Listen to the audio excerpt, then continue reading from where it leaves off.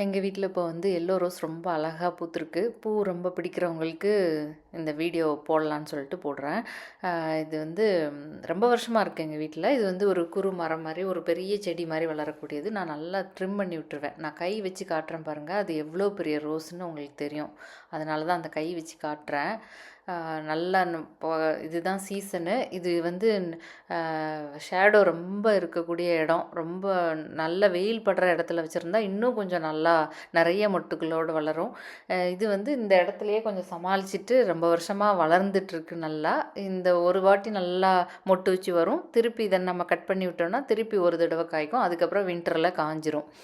பார்க்குறதுக்கு அவ்வளோ அழகாக இருக்கும். இந்த சைடு கிராஸ் பண்ணாலே வந்து அந்த நம்ம ஊர் பன்னீர் ரோஸ் ஸ்மெல்லு வந்து அவ்வளோ இருக்கும். இதை வந்து காய வச்சு நம்ம வந்து இதுக்கெலாம் பாத் பவுடரில் போடுறதுக்கெலாம் நம்ம யூஸ் பண்ணிக்கலாம். நான் எப்போவுமே யூஸ் பண்ணுவேன். இதை வேஸ்ட் ஆக்காமல் அதை அந்த பூவை எடுத்து காய வச்சு நான் பாத் பவுடரில் போட்டுப்பேன். இந்த வீடியோ பிடிச்சிருக்குன்னு நினைக்கிறேன். Thank you all.